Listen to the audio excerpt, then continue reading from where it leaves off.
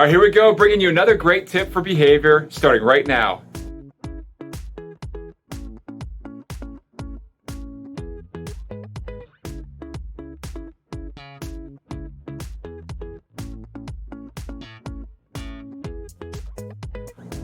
All right, have you ever thought about what happens when you do something really cool in the classroom or in school and maybe it's just a little too much for a lot of kids? I know for a lot of our students that sometimes too much of a good thing is just still too much. So I just happen to have a great conversation with our PE teachers, our awesome physical education teachers, Mr. Duncan and Mrs. White. And I wanted them to tell you guys what they were doing to accommodate some of our kids. So what was happening today? Because if you can't see behind here, it's all dark, right? And so we have this awesome Halloween pumpkin patch kind of theme going on. So what did you do to accommodate students for this? The past couple of days we've been working with the kids and giving them the choice if they want to stay in or if they want to go down and join the other class and enjoy the activities that they're doing in the other auxiliary gym. That way, if they feel like they don't want to be in the area, it's a little bit too much for them, a little too many activities, or the room just seems daunting to them. They have that choice to be able to go to the other room and enjoy some different activities down in the other gym. Okay. And so what activities do you have in here that makes it sort of tough? In here we have the lights off, we have some spiders hanging, we have little snakes hanging through, covered areas, tunnels that they can scooter through. Some kids, it just is a little bit too much. They get a little scared, or they don't like the extra lights or even just being in the dark. So they have that option to go have just as much fun down in the other gym with the other PE teacher. So it's sort of overwhelming sometimes for a lot of our kids because, you know, just even like lights and darkness and all these things, it's just like they cause anxiety and they don't know what to take with all this, right? So they don't even know what even though this is a room they go into all the time. They come to PE twice a week, right? So this is a little bit different. Yeah, but just sort of like the change. So you really got to think about that. Are you preparing for, you know, plan A and then plan B? Because if you don't have a plan B, right? You're setting kids up for failure. Yeah, we don't let kids fail. For success. Right, and it's on us to make sure that we prepare our environment for all of our kids, not just some of our kids. In fact, a lot of educators think, well, they should be able to handle this or whatever else, but that's not fair to the kids. That's not what we're here for, right? So what do we do in the other environment? What did you guys do? What's the plan for that? Some of the different activities, we got some different tag games, things like that, where the one I have set up right now is witches tag. So you start off with a couple that are on a broom. They have a full noodle to be able to tag with. If you get tagged, you have cones that you can go get, and then you have to hold it with one hand as like a witch's hat. Nice. When you run out, so you're still doing like festive activities, and so it's still an enjoyable experience for them. It's just a little bit different than the one here. So lights are on. Music will be a little bit lower. There you go. Things like that. All right, so there you go. Plan A. Always have a plan B. Keep in mind that a lot of our kids have sort of sensory or anxiety issues when you have sort of really amazing, cool lights and all these different things. So make sure that you support all of our kids, right? Great job. Thanks for sharing, you guys. Appreciate it. Have a great day. With our PE teachers being able to give options for our students really made me think about what other tricks and tools that we can provide for our schools out there, our families, our educators. Something that we learn every day on the job that I just think is fascinating. We need to share because there's so many cool ideas out there. Thinking about other options for students with sensory issues. We have a lot of students that have, they get this sense of overwhelming feeling, they get anxiety. A lot of things that I learned as a parent for a child like this is that it's not so much of the noise and lights exactly. It's not the noise per se for some of our kids, it's just the anxiety of the overwhelming feeling of the unpredictable. They don't know what's going on. They get scared, and it's just so overwhelming to them that they just shut down with everything, and that's why you see a lot of kids go into sometimes crying, or you know, they start really getting worked up, or they just want out of the environment. In a lot of cases, you definitely need to remove and help this child get away from that situation for a minute. But there's things that we can do to prepare ourselves in advance so that our kids can all access all of these experiences well. You can't just have awesome experiences for only some kids. We should be able to provide these experiences for all of our children.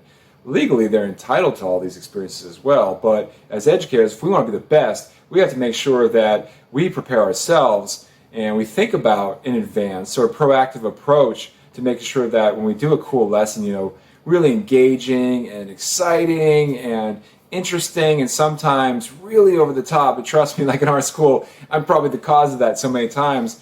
And I see that even in assemblies. But there's tricks that you could do. So we're going to share a little bit of those following what we saw in school today.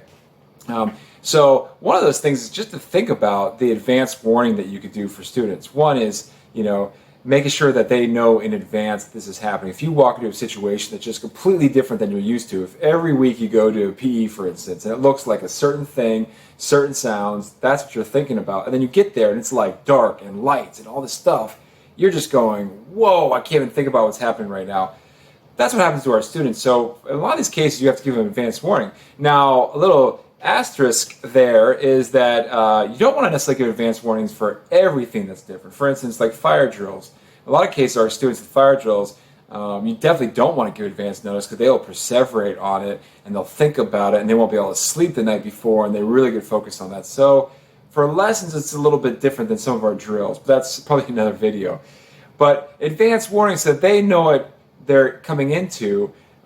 With that advanced warning, you could do some extra things. Like you can give an advanced tour of the environment. If you have this cool lesson set up and it's different, they're not used to it, if you have this sort of opportunity, you can have them come in by themselves. You can have them tour without all the other kids there. You can help them and help them understand what it is. In a lot of cases, I was able to show students that the light that they're seeing is just a regular light with a plug, and you can unplug it and plug it back in. Or the music is coming from this speaker right here. You can turn it on and off. And that alone made them feel like, okay, I get I understand what's happening right now. It's not so like mysterious, which means that my anxiety can lower down because I understand what's happening around me. But that's a special thing you can do too. That's not always the case, but if much you can give them like sort of a little private tour. You may be able to show them another class doing that lesson. Like for PE, we have classes rotate through lessons, so they'll do the same lesson multiple times throughout the week. For some of these kids, you may be able to show them another lesson so that they can see that lesson with another classroom to understand what's happening. So that's another idea too. Another thing is to think about noise-canceling headphones or some type of earplugs. You see that a lot in schools, and it makes sense. A lot of people though think that it's all about the noise. A lot of times it's not the noise. It's sort of like a safety net, sort of like a sense of calming for the student. A couple of thoughts about that. If you're not really into that, if you don't understand why you need headphones, I would just argue, look around on an airplane. When I fly, I have these bad boys, right? And they're noise-canceling headphones, right? So, when I fly, I wear them because it helps me sort of process the noise of the airplane, the anxiety of flying maybe, just like get in your own zone. It cancels out the noise of the engines and all that stuff going on, right? So it just normalizes my environment, so it's something I'm used to. I also play music when I'm doing that. So when you're working with students, one, there are noise canceling headphones. There's some better than others, so make sure that the ones they have fit them, they feel good, they're used to wearing them. Also make sure that another option is to have them listen to music. So when you listen to music, sometimes that brings back positive memories because that's music that you really like and you prefer. So noise canceling headphones, another next level is listening to music on headphones while they're going on in this environment. Another thing to think about is taking these experiences slowly. Don't rush into these, especially if it's something brand new. If it's a one-time shot, sometimes there's a timeline involved, and you can't just take all day long with this.